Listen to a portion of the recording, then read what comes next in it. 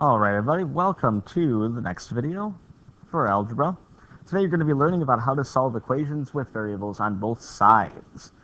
There is a note sheet that goes with this, so find that where it is. It should be referenced somewhere where you can find the note sheet, so make sure that you have that ready to go as well with this. Unless you just want to take notes freehand, which is fine as well. So let's get started. So solving equations with variables on both sides, we're going to follow 3 steps here. First, we're going to use the distributive property, if there are parentheses, and we're going to combine like terms. So it's kind of like the last notes that we took, but we're combining those first 2 steps together. Distributive property, combine like terms. Second, we are going to get all of our variables on one side of the equation, and we're going to get numbers that don't have variables on the other side. And lastly, we're going to follow inverse operations with PEMDAS in reverse, in other words, SADMAP, to solve for the variable. So let's take a look at some examples. Okay, here's our first one. 4w minus 8 equals 3w minus 2. Now on this problem, we do not have parentheses, and also, if you look, we don't have like terms to combine either. On the left side of the equation, we have 4w minus 8. You can't combine those together because one has w, the other one doesn't. And on the right, we have 3w minus 2.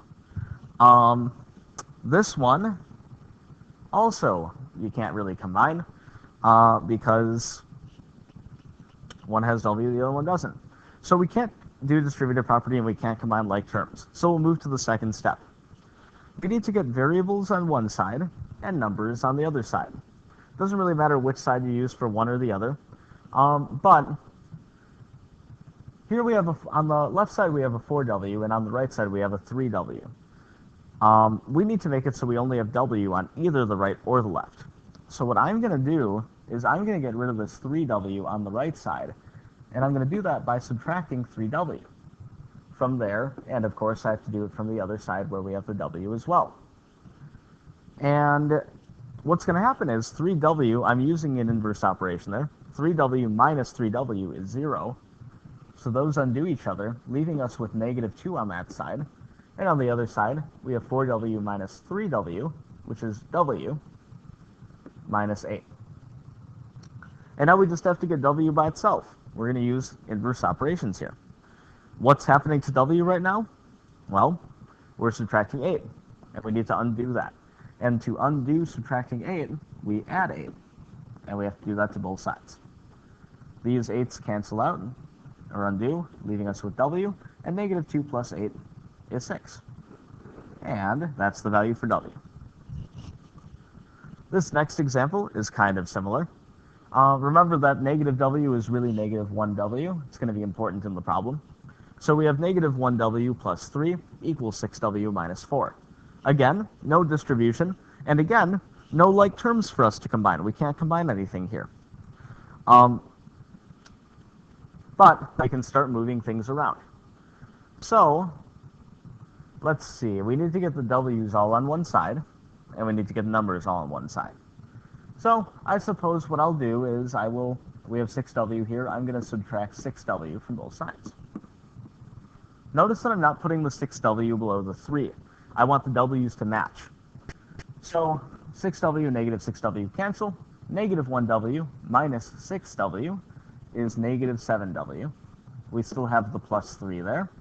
Equals, and all that's left over on the right is negative 4. Okay, now we need to get w by itself. This is a 2-step problem at this point, right? We have a number being multiplied, that negative 7, and we have a number being added to w, which is that 3. So we're going to use SADMAP here. We want to get rid of subtraction and addition first. We see that there is an addition coming up here. This 3 is being added. So we need to undo that first, because it's the first thing in SADMAP. So I'm going to undo plus 3 by using minus 3, putting us at negative 7w. Those cancel out, undo each other, equals negative 4 minus 3 is negative 7.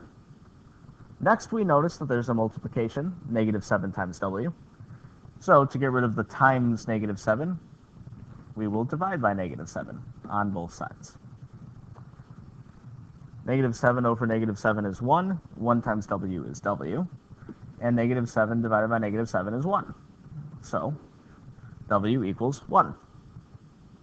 And there's that problem solved.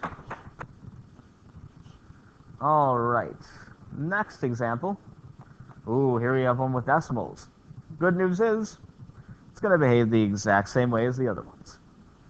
Again, no distribution or combining like terms on this one, just a straightforward problem where we're going to start by moving the variables together and the non-variables together. So, we have 2.3m on the left and negative 3.4m on the right. I'm going to add 3.4m to both sides. That will get rid of the negative 3.4m on the right. On the left, we will end up with 5.7m plus 6.2 equals, and we still have 17.6 left over on the right. Okay, so next we need to get the numbers all on one side. So we're going to need to move this plus 6.2. To undo plus 6.2, we use negative or minus 6.2. Those become 0, leaving us with 5.7m equals, and 17.6 minus 6.2 is 11.4. Last step, we need to get rid of the 5.7 multiplying the m, and to get rid of a 5.7 multiplying the m, all we're going to do is divide by that same number, 5.7. These 5.7s become 1, leaving us with m on that side, and 11.4 divided by 5.7, you could use your calculator to find out, is 2. Problem solved. Last example. 9 minus 3k equals 17 minus 2k. Again, first goal, let's get the variables on one side, numbers on the other side. On this one, I will, I suppose, add 2k to both sides to get this to undo. And I have to add 2k over here. Negative 3 plus 2 is negative 1. So I have negative 1k over here. And there's still the 9 there. So it's 9 minus 1k equals 17. Next, I suppose I'll get rid of the number on the left side so that we have variables on one side and numbers on the other. We have a positive 9 here, and I want to get rid of that to the other side. So I need to use minus 9 to undo the positive 9, and I'll do that on both sides. Positive 9 and negative 9 become 0, leaving us with negative 1k. And on the other side, we have 17 minus 9, which is 8.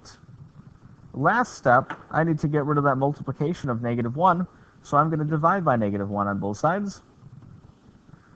Negative 1 divided by negative 1 is 1, leaving us with k, and 8 divided by negative 1 is negative 8.